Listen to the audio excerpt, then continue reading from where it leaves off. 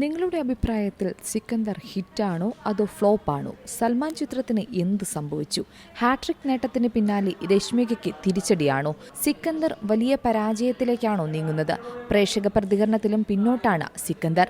കാലഹരണപ്പെട്ട തിരക്കഥയാണോ ചിത്രത്തെ ബാധിച്ചത്?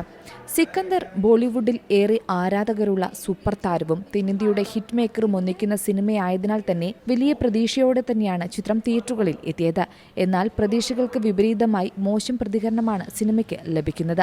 ഇപ്പോഴിതാ ബോക്സ് ഓഫീസിലും കാര്യമായ ചലനം സിനിമയ്ക്ക് ഉണ്ടാക്കാനാകുന്നില്ല എന്നാണ് റിപ്പോർട്ടുകൾ സൂചിപ്പിക്കുന്നത്. റിലീസ് ചെയ്ത 3 ദിവസം കഴിയുമ്പോൾ ഇന്ത്യൻ ബോക്സ് ഓഫീസിലും ഓവർസീസ് മാർക്കറ്റിലും സിക്കന്ദർ കിതയ്ക്കുന്ന കാഴ്ചയാണ് കാണുന്നത്. 3-ാം ദിവസമായ ഇന്നലെ വെറും 19 കോടി മാത്രമാണ് സിനിമ സ്വന്തമാക്കിയത്.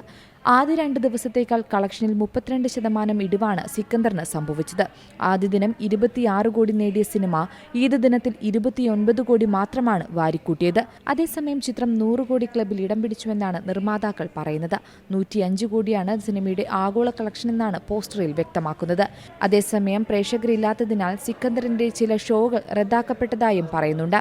സിനിമയ്ക്ക് എല്ലാ കോണുകളിൽ നിന്നും തണുപ്പൻ പ്രതികരണമാണ് ലഭിക്കുന്നത്. കാലഹരണപ്പെട്ട തിരക്കഥയാണ് ചിത്രത്തിന്റേതെന്നും അതിനാൽ തന്നെ തുടക്കം മുതൽ ഒടുക്കം വരെ ബോറടിപ്പിക്കുന്ന ചിത്രമാണ് സിക്കന്ദർ എന്നുമാണ് അഭിപ്രായങ്ങൾ.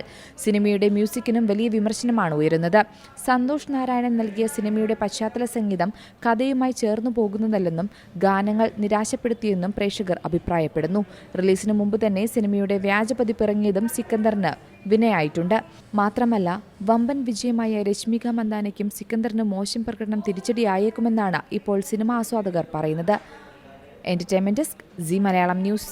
ഏറ്റവും പുതിയ വാർത്തകളും വിശേഷങ്ങളും വിരൽ തുമ്പിലറിയാൻ സീ മലയാളം ന്യൂസ് എല്ലാ ഡിജിറ്റൽ പ്ലാറ്റ്ഫോമുകളിലും ലഭ്യം.